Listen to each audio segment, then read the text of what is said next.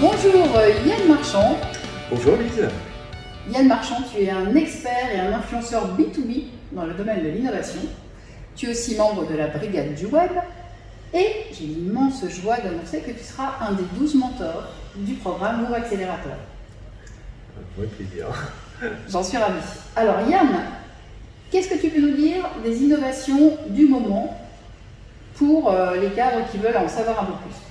Alors, les innovations du moment, il y en a énormément. Aujourd'hui, on est vraiment sur une ère de disruption et de technologie. Donc, par rapport à mon retour un petit peu du CES qui a eu lieu à Las Vegas en début d'année, donc différentes innovations. On a pu voir. Alors moi, ce qui m'a vraiment fasciné, c'est d'une part les drones volants pouvant transporter des personnes, avec un partenariat entre Mac et Uber.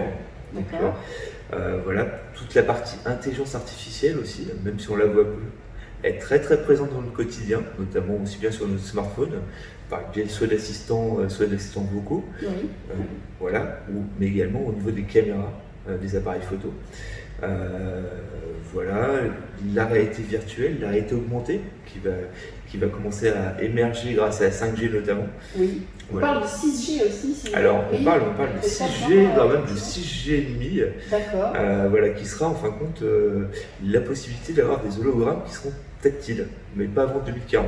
Encore un petit peu de patience. D'accord. Voilà, et enfin, surtout l'informatique quantique.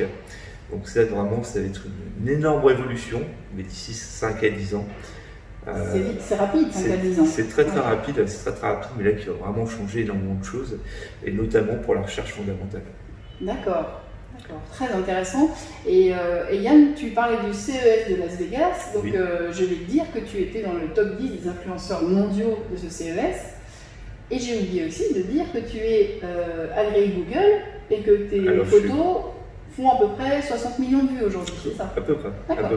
Je contribue sur Google depuis plusieurs années maintenant, et ce qui me permet également de faire un petit peu de tourisme local, puisque je vais faire découvrir ma ville, la belle ville de Mantes-la-Jolie. Voilà.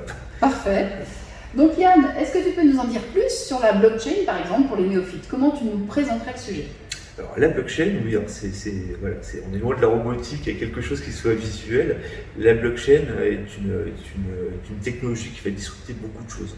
En fin de compte, là on a besoin d'un tiers de confiance.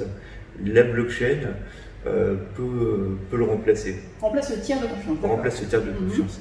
En fin de compte, on va retrouver un segment, alors il faut voir un petit peu l'architecture informatique, on va rentrer un petit peu sur la technique, puisque la blockchain est technique.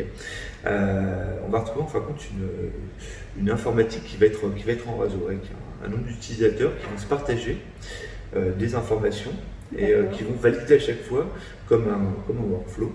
Chacune de ces informations. Donc voilà, l'information envoyée d'un utilisateur A vers un utilisateur B, tout est horodaté, infalsifiable et bien sûr tout est crypté. D'accord. Le gros avantage, on pourra donner un cas d'usage, on pourra prendre par exemple le cas de l'immobilier. Oui. Voilà, par exemple dans l'immobilier, aujourd'hui tu souhaites acheter une maison, on pourrait très bien se passer du notaire dans ce process.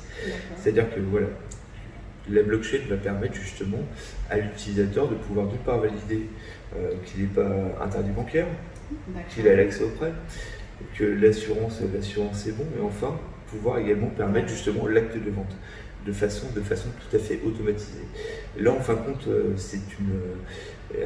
la blockchain va disrupter vraiment tout ce qui avait nécessité d'avoir justement un contrôle.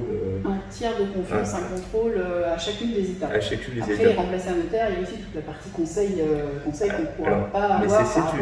C'est une transformation. Le notaire, justement, commence à partir aussi vers du conseil, tout comme les comptables par rapport à l'intelligence artificielle notamment. Là où il crée la plus grosse valeur. D'accord. Donc en fait, blockchain, c'est traçabilité, infalsifiabilité, et cryptage. C'est bien ça. Cryptage. Très bien. Merci Yann pour cette brillante explication. Et alors, de quelle manière tu vas contribuer au programme Move Accélérateur à résoudre les problématiques des membres qui s'y engagent? Alors déjà c'est un petit retour personnel, c'est l'expérience de mon retour personnel. Donc avant de devenir influenceur ou d'être expert justement dans le domaine de la tech, voilà, je suis surtout quelqu'un qui s'est intéressé aux technologies, mais qui les a surtout utilisées comme levier de façon à pouvoir avancer. D'accord. Voilà. Donc aujourd'hui, c'est justement de leur donner déjà cette envie et d'adopter une certaine posture. Voilà. Un état d'esprit, un état d'esprit, par rapport à l'innovation. Une veille, une ouverture d'esprit. Alors, une veille, une ouverture d'esprit, c'est très important. Et puis aussi, arriver à comprendre les différents cas d'usage par rapport à sa profession. Pouvoir faire justement cette veille est absolument essentielle. Très intéressant. C'est vrai que la transformation des entreprises, elle est inéluctable et que c'est bien que les cadres s'y intéressent de manière importante, puisque les innovations sont dans tous les domaines et vont disrupter plus ou moins. Alors, il y a une étude justement de la BBC, justement, une étude qui dit qu'en 2035, 47% des emplois pourront être disruptés justement par la technologie. On n'est plus comme aux premières révolutions industrielles où c'était justement plutôt les ouvriers, les salariés. Aujourd'hui, tout est disruptable. L'intelligence artificielle fait des grands pas sur l'automatisation. Énormément de métiers vont en pâtir, vont risquer de disparaître. Voilà, donc il faut justement se prévoir un changement et arriver à pivoter. Yann, donc c'était un peu le sujet. Que conseillerais-tu à tous les cadres ambitieux qui veulent justement garder ce coup d'avance dans le domaine de l'innovation? Alors bien déjà, c'est de s'intéresser, c'est de faire de la veille. La veille est importante, de pouvoir se renseigner par rapport aux différentes technologies. Ce qui est aussi important, et ce qu'on remarque aujourd'hui, c'est que on ne fonctionne plus par entreprise. Aujourd'hui, il y a même des verticales par technologie, par secteur d'activité. On va retrouver par exemple dans le domaine de la finance, les fintech, les assurtech dans le domaine de l'assurance, l'edtech dans le domaine de l'éducation. Donc déjà des secteurs qui sont voués à se transformer et déjà d'arriver aussi à comprendre comment la technologie va disrupter mon secteur d'activité. Déjà le secteur, en effet, donc l'écosystème de l'entreprise, faut être là aussi très en veille sur tout l'écosystème du secteur et ensuite l'amener au sein de son entreprise pour la transformer au mieux. Tout à fait, puis en même temps, l'innovation, la technologie sont également des gros leviers. Ce sont des leviers de performance. Il ne faut pas oublier qu'à la base, ce sont des outils. Oui, bien sûr. Il faut relativiser, qui sont créés par l'humain. D'abord, l'innovation prend deux aspects. Il y a le côté humain qui est très important, ce qu'on peut voir par rapport aux transformations digitales, et le côté justement technologique qui là va s'appuyer justement sur des technos qui vont permettre de gagner en performance ou en productivité.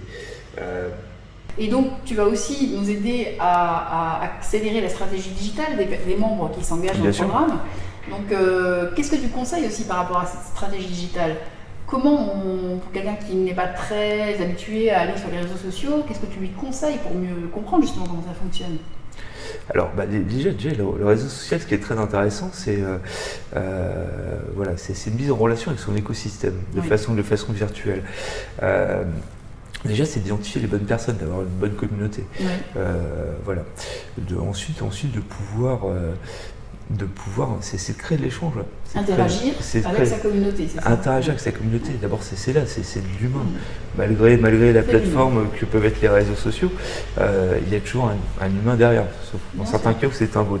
Ça arrive aussi de plus en plus, mais c'est ça, c'est de pouvoir interagir.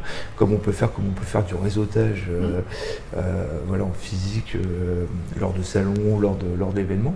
Voilà, il faut prendre le réseau social justement comme un accélérateur justement de réseau.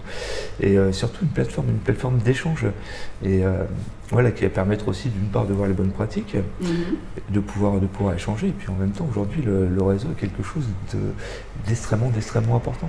Extrêmement important, comme on le disait, avec la technologie, on ne sait pas où on sera demain si on n'arrive pas à s'adapter. On risque de disparaître.